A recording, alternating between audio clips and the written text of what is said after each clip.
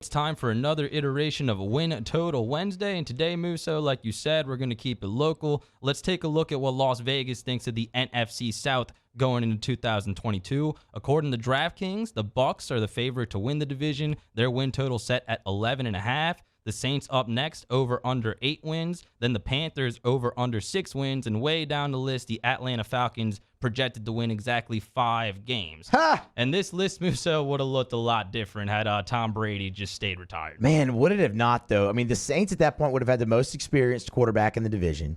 The Buccaneers defense would have still been pretty darn good. But, I mean, what would you have done? You know what else? Russell Gage would have probably still been in Atlanta or maybe gotten re-signed there or whatnot, or he's somewhere else. He's not maybe in the division. That was a lot of Tom Brady's doing, getting Russell Gage there. So it would have looked a lot different.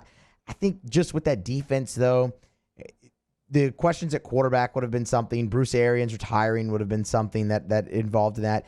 You're looking at maybe the Saints and Bucs tied, or maybe the Bucs a game ahead of them on a win total. I mean, that would have been really interesting to see. But alas, Tom Brady's back, and here we are. As it stands, the Buccaneers win total at 11.5, and their schedule really tough coming out of the gates. The first 4 games for Tampa Bay this year at the Cowboys, at the Saints, versus the Packers, and versus the Chiefs, and they lost some significant players this offseason. Jordan Whitehead signs with the Jets. The safety, Alex Kappa, goes to the Cincinnati Bengals, try to block for Joe Burrow. Ali Marpet, their other starting guard, retired, and of course we know Antonio Brown is off doing whatever he's doing these days.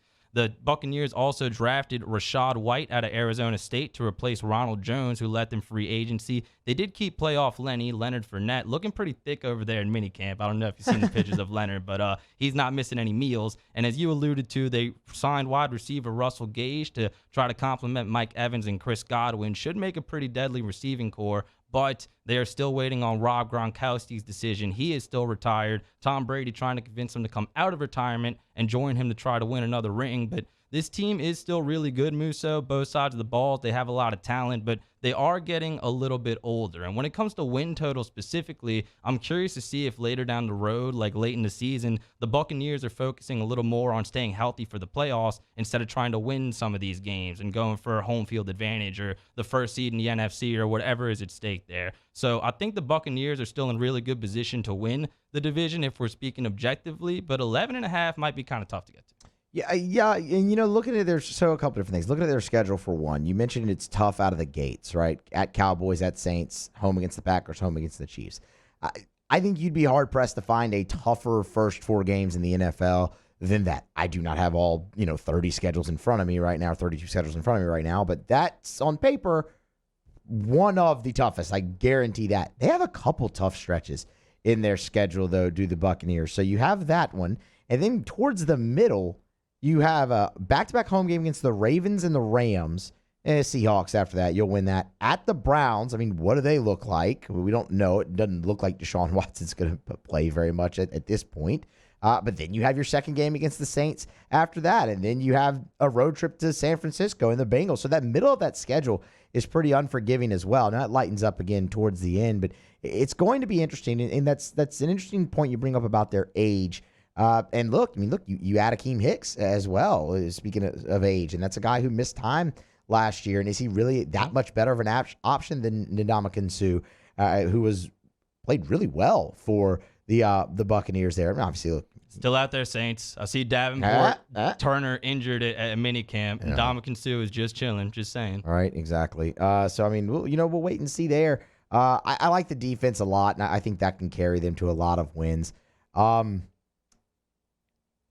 11.5's a pretty tough number. Looking at that schedule, I mean, I could see it, but I could also see them go under that.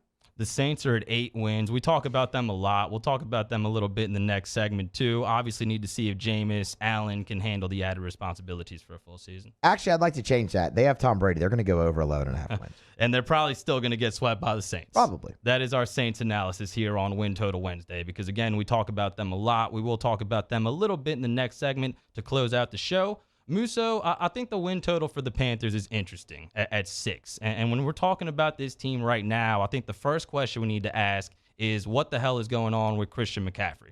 because he has not been on the field almost at all the last 2 years. He played in 3 games in 2020, 7 games in 2021, 2 different stints. They tried to bring him back after he got hurt the first time. He played 3 games in September last season, sidelined until November, then missed the entire month of December. And Matt Rule told reporters earlier this week that they're going to change some stuff up with Christian McCaffrey, and they're not going to play him in any preseason games this year. Probably a good idea. And according to C-Mac, he's been reaching out to older NFL players, including Marshall Faulk, to try to get some advice on how he can kind of keep himself more available, just stay healthier during the offseason in an effort to try to stay on the field more than he has. But if he's back for the Panthers, who chose to not trade him, there was a lot of smoke about trading Christian McCaffrey for a while, that will make them much more likely to reach this win total. Yeah, I mean, so again, Christian McCaffrey is an interesting case, but my main question is who's going to play quarterback there? I mean, you draft Matt Corral, right? Sam Darnold's still there. Baker Mayfield's hanging around. You've heard a little bit of smoke with Baker and the Panthers potentially here, especially recently. Schedule-wise, they get off to a decently tough start as well. I mean, again, Browns. We'll wait and see what happens with the Browns. Obviously, wouldn't that be something, though, if Deshaun Watson is able to play and then Baker Mayfield somehow ends up in Carolina and that's your week 1 matchup? There'd be some showboating if Baker gets in the end zone that game. That would be very interesting for what it's worth. But then you have a road trip to the Giants, and they stink, so you'll beat them, right? But then they hit the meat of it early. Saints, Cardinals, Niners, Rams, Bucs. Like, that's going to be a really tough stretch. That's early season Cardinals, right? So they're going to be really good. That's a really tough 5 weeks there. It lightens up towards the end, which is where they could get these wins. Like, can they go on the road and win a game in Seattle in December? Probably. Can they beat the Lions? Yeah, probably. Can they at least split with the Falcons at somewhere in this? I could see the Panthers ending up at 7 wins this year and go over that 6 total. What's going to be really interesting to me, Mario, is defensively for them. Besides the quarterback question, defensively for them. Because remember Matt Rule's first draft? It was all defense. They literally took every defensive player they could. And then last season, they started out really hot defensively, but man, they struggled the rest of the way. So can they get a little bit more consistent on that side of the ball? That'll go a long way in helping them. I think I'd actually take over 6 for the Panthers. The first 3 weeks of last season with the Panthers were so weird. They were 3-0. They had a win over the Saints. I remember this because of fantasy. Sam Darnold was leading the NFL in rushing touchdowns through 3 weeks. And they just had really bad luck with their defense because they do have talent there with Dante Jackson in the secondary, who they just re-signed, Jeremy Chin on the defensive line, Brian Burns, who's a really good defensive end, especially when it comes to pass rushing. And most of us remember Derek Brown from Auburn. He had a little bit of trouble coming into the NFL, but he's kind of gotten himself acclimated. The injury to J.C. Horn is what really killed them last year. Once he went down, they tried to trade for C.J. Henderson and kind of patch that hole, but they do have some young talent there on defense, like you alluded to. And if they have better injury luck this year, I think that unit can be really solid. And when it comes to quarterback, that is kind of the question, like you said, and they are in serious talks of acquiring Baker Mayfield. According to CBS Sports, the Browns and the Panthers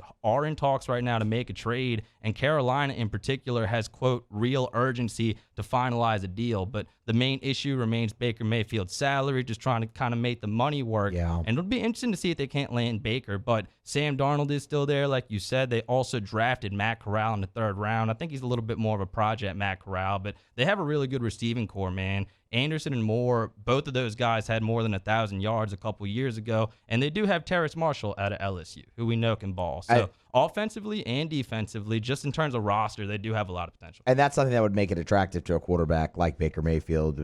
Those weapons, boy, that would just, man, that'd make that week 1 matchup against the Browns so much more interesting if Baker does land there. And I mean, you know, potentially that Cleveland loses their backup in that situation if Deshaun can't go. I mean, at home against the Browns, Baker's going to be fired up potentially in that. I mean, that's a winnable game. Again, I could see them going over 7. It may not look like it early because that 5-week stretch started in week 3, but split games with the Falcons, man. Can they beat the Seahawks? Yeah. Can they beat the Lions? Sure. Can they beat the Steelers? I mean, yeah, I could see that happening, and it's the NFL. They're going to surprise someone that they have no business beating. 7, I think the number should be more at 7. I think they go over. I'm with you. The Saints got more than 8 wins. Like, it would be surprising in terms of them going over their win total, but it would not be as surprising as the Panthers having a good season. So for that reason, I think the Panthers can surprise maybe more than anybody out of the NFC South with a little bit of overachievement. Like I've always said when it comes to Matt Rule and kind of that whole staff, I really question that experiment. College coaches haven't done good in the NFL, but assuming they have better injury luck this year, they actually have a really solid roster. I kind of like the over. I'll say right now on June 15th. And if Christian McCaffrey is healthy, if they figure out that quarterback situation, not only could they go over this number, but I think Carolina could push for a winning season and for a playoff spot. Atlanta, on the other hand, I do not think is pushing for anything this year. They stink. Atlanta Musso is not favored in a single game They stink. this NFL season. Their implied record from Las Vegas, just in terms of point spreads and what games they're favored in, not favored in, 0-13-2 for the Falcons. It looks like they're tanking just on the surface. They say goodbye to Matt Ryan, hello to Marcus Mariota, potentially Desmond Ridder too, if the rookie out of Cincinnati can find his way onto the field. I was honestly a little confused last year, Musso, when Terry Fontenot didn't just do away with Julio Jones and Matt Ryan, just embrace the rebuild at that point, but that's what they're doing this year. They draft Drake London out of USC. We know Calvin Ridley will not play this season. He's suspended for gambling on Falcons games. I would think the priority for the Falcons this year would be to just develop their young players. London, who we talked about, A.J. Terrell out of Clemson, second-year cornerback, Kyle Pitts, who had a really good season as a rookie. You would think that would be the priority. Atlanta straight up does not have that much talent across the board, especially on defense. Lots of people who I can promise you a lot of our audience has never heard of. So Atlanta, I would think, is going to be in the conversation for the number one pick in next year's draft. And without even looking at their schedule, I think it's going to be really hard to find 6 wins. Yeah, if they're not favored in any games yet, they stink. They're not good. I mean, could Marcus Mariota go out there and do some things? Yeah, probably. I mean, the guy was a number one overall pick. He won a Heisman Trophy. Like, he's got some talent. It just hasn't really manifested itself very well in the NFL so far. Who's he going to throw the football to, though? That's the question. Drake London, get ready, pal. You're going to catch a lot of balls. You said it. No Julio Jones. No Calvin Ridley. Like, no Russell Gage. No anybody. It's going to be Kyle Pitts, and it's going to be Drake London. That is it. Running back ain't really a great spot for them. Defense was the entire genesis of the Fade the Falcons bit we did on this show last season, where it was just no one ever bet the Falcons. It doesn't matter who they're playing. Just fade them. We took the under on their win total last year. Their defense is atrocious, and they've done nothing to fix it. Like, they've done nothing in the draft or really anywhere to bolster it. The Falcons stink. They're not winning 5 games. Hammer the under. They played a lot of close games against a lot of bad teams last year and got a decent amount of wins. But like I said, just the way the roster is constructed, it's hard to see them having any success this year. And I promised myself, Musso, that I would say something nice about the Falcons in this segment. Don't do that. Just in an attempt to try to be objective. Younghoe Koo, the kicker, he's a beast, not just at kicking, but also recovering onside kicks. They almost beat the Saints in a come-from-behind fashion one time because he got 3 straight successful onside kicks. That was nuts. And Arthur Smith on the other side, he helped to make Ryan Tannehill good at one point. So I'll give him credit for that. And he did defeat the Saints in his first game in the Superdome as Falcons coach. So I think he's done a decent job. And maybe down the road he can have some success in Atlanta. But it's not going to work this year with that roster. It looks like they're tanking. If the Saints lose to them again this year, I'm going to be really pissed. Yeah, me too, because the Falcons stink.